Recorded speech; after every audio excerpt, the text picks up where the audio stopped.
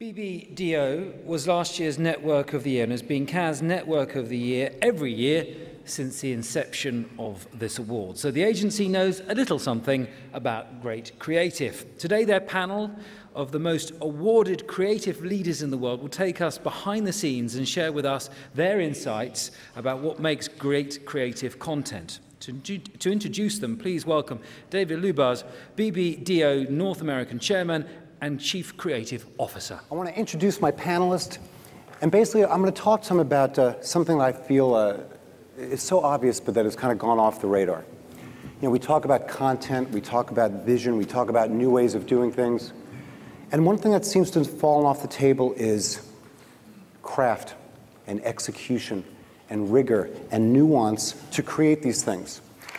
So I picked some of our guys who are highly awarded, who have been on this, the main stage here for many years in a row, to sort of, talk about what they do. And we thought what we do is pick guys from different regions.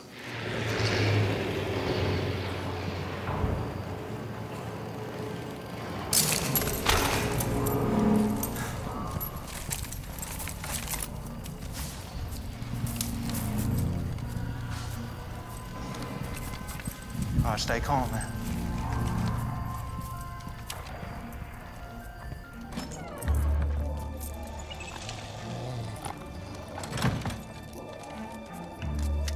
Ma'am?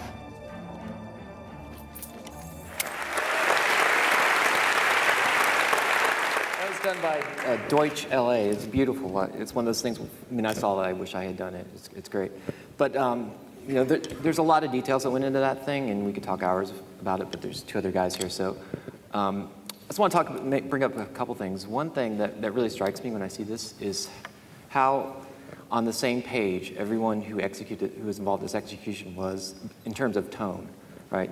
So the tone of this thing is really tricky too. It's sort of this mock importance.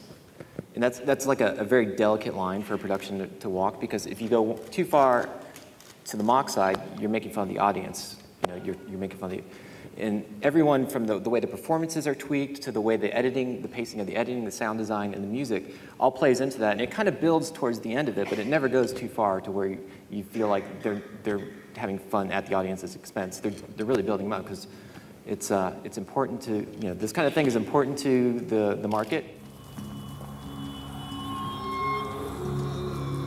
They burned my book! They burned my book, they burned my words. But they will never be able to silence my voice. The film makes you uneasy. It made me uneasy, which is why I picked it up. It kind of disturbs you, and I'm going to try and deconstruct why it disturbs you. It disturbs you first because none of the people there in that scene, or in most of the scenes, knew where the cameras were. It was a complete guerrilla shoot. 4 cameras hidden, the cast just put in the center of a bustling city and made to do something. Okay, that was great, guys, really great. The fire should be higher. You were amazing. Let's do another one. D'où vient ma passion pour le cinéma? Like an explosion. Boom. Je crois que j'ai toujours aimé le cinéma. Le travail avec les acteurs. I know. And after, les effets spéciaux. You can add some explosions. Yeah, more explosions. Yeah. That's always good. He's an amazing director. Yeah, it's great, isn't it? There's loads that I appreciate about that ad. Let's start with the music. I love the music at the beginning. I love the way it works with the battle scene. The fact that it's kind of emotive and somber and lyrical.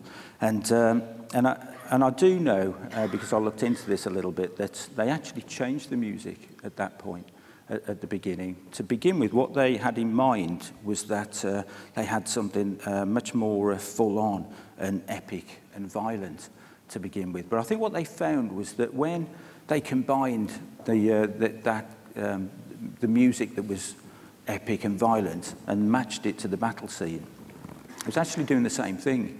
And you never want to, filmmakers just never want to do the same thing. They don't want to double up on those things. So they changed, once you'd got the visuals in of this full-on battle scene, they could then